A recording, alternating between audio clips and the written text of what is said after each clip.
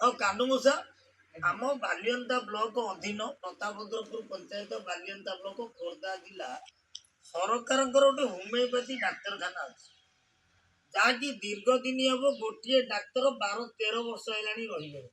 ସରକାର ପ୍ରତିକାର ତାର କରୁନାହାନ୍ତି, ତା ଦେହରେ ରୋଗୀ ଆସୁନାହାନ୍ତି। ମାଦଳା ପାଞ୍ଜି ନେଉଟାରେ ଚାଲିଛି କାଗଜପତ୍ର, ତା ଦେହରୁ କିଛି ରୋଗୀ ମରିଲେଣି କେବେଠୁ, କିନ୍ତୁ ଏବେ ସେବା ପାଇବାରୁ ବଞ୍ଚିତ ଅଛନ୍ତି। କାହିଁକି ନା ସେ ହୋମିଓପାଥିକି ଆସୁଛନ୍ତି, ଔଷଧ ପତ୍ର ନେଉଛନ୍ତି, ଫେର ସ୍ୱର୍ଗକୁ ଉଠି ପଳେଇ ଯାଉଛନ୍ତି, ଆଉ ସେ ଘରକୁ ଯାଉନାହାନ୍ତି। ଏମିତି ମାଦଳା ପାଞ୍ଜିରେ ଚାଲିଛି କାମ। ଏ ସରକାର ପରିବର୍ତ୍ତନ ହେଲେ, ବିଜେପି ସରକାର ଆସିଲେ କ'ଣ ଆମ ଏ ପ୍ରତାପରୁଦ୍ରପୁର ସେବା ଏଇ ଯେଉଁ ଆମର ହୋମିଓପାଥି ମେଡ଼ିକାଲର ଡାକ୍ତର ଆସୁଛନ୍ତି, ଡ୍ୟୁଟି ତ ଢିଲା କରୁଛନ୍ତି, 8ଟାରୁ 12ଟା ହେବା କଥା, ତାପରେ 3ଟାରୁ 5ଟା। ତା ବି ନାହିଁ। ମୁଁ କିଛି ଦିନ ତଳେ ଅଭିଯୋଗ କରିଥିଲି, ସେ ଦିଦି ମୋ ଉପରେ ପଞ୍ଚମ, ଇଏ କାହିଁ କେବଳ କହୁଛନ୍ତି ପଞ୍ଚାୟତରେ ଆଉ କେହି ଲୋକ ନାହାନ୍ତି। ଯେତେ ରାଜନୀତିକ ଆଉଛନ୍ତି କେବଳ ଭୋଟ ପାଇଁ ଆଉଛନ୍ତି, ସେବା ପାଇଁ ନୁହଁ, କେବଳ ଶୋଷଣ ପାଇଁ। ଆଉ ଟୁନାଇ ତମେ ତ ଜଣେ ଶିକ୍ଷିତ ଲୋକ, ଜଗବନ୍ଧୁ ତ ବଜରଙ୍ଗ ଦଳରେ ଅଛନ୍ତି, ତମେ ଆମେ ତ ଜଣେ ମୂର୍ଖ ଲୋକ।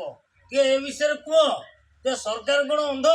ଆମେ ସିନା ଅନ୍ଧ ହେଇଗଲେ, ସରକାର କ'ଣ ଅନ୍ଧ?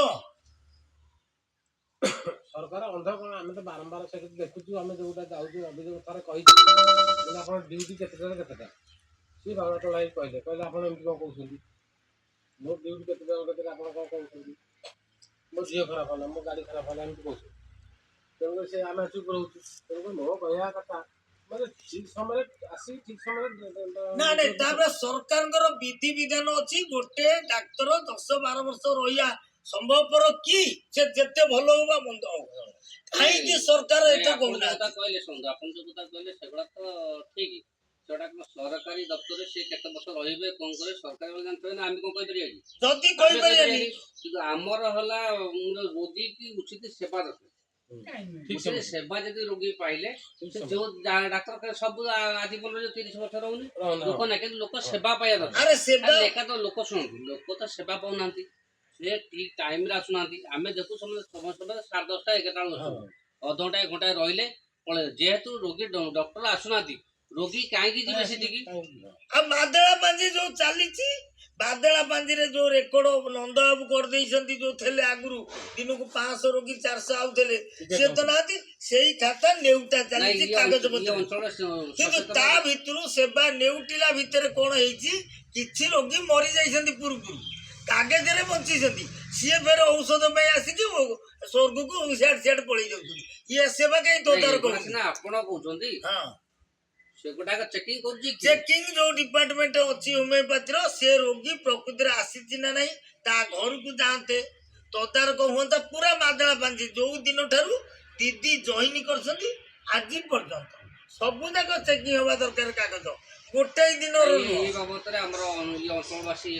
ଆରେ ବିଜେପି ଆସିଲା ପରେ ପରିବର୍ତ୍ତନ ସ୍ୱର ହବା କଥା, କିନ୍ତୁ ଯୋଉ ବିଜେଡି ଅମଳରେ ଯୋଉ ଅଫିସ ରାଜ ଚାଲିଛି, ସେମାନେ ପରିବର୍ତ୍ତନ ନହେଲେ ବିଜେପି ରାଜ ଚାଲିବ ନାହିଁ। ବର୍ତ୍ତମାନ ହୋମିଓପାଥି କ'ଣ 12 ବର୍ଷ, ଅନେକ ଅଫିସରେ 12 ବର୍ଷ 14 ବର୍ଷ ରହିଲେଣି, କିନ୍ତୁ ପ୍ରତାପରୁଦ୍ରପୁର ଆମର ଯୋଉ ହୋମିଓପାଥି ମେଡିକାଲରେ 10-12 ବର୍ଷ।